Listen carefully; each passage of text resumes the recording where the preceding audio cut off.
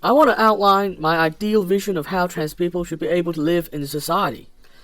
It's actually very simple. Being trans should be a private thing. It should be between the trans individual, their doctors, their partner, and their family. In the ideal world, there would be no political dimension to the trans issue at all. In fact, we were once almost there, before the so-called trans tipping point. Therefore, the trick is to find our way back there, preferably the shortest way back there. This is why I'm trying so hard to de-escalate the trans cultural war, to make the issue depoliticized again. This is also what has put me at odds with the trans activist establishment, which is gearing up to fight their fight for the long term.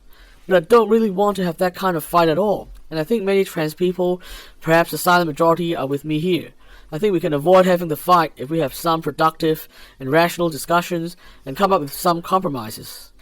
I think this would allow us to get back to the way things were before, and it would be better for the majority of trans people that way. Some activists might think that they are brave for taking the fight to the highest level, for their version of absolute equality or whatever, but in doing so, they are dragging every trans person into it without their consent. I don't really think it's ethical to do so, especially since trans people already have the burden of gender dysphoria.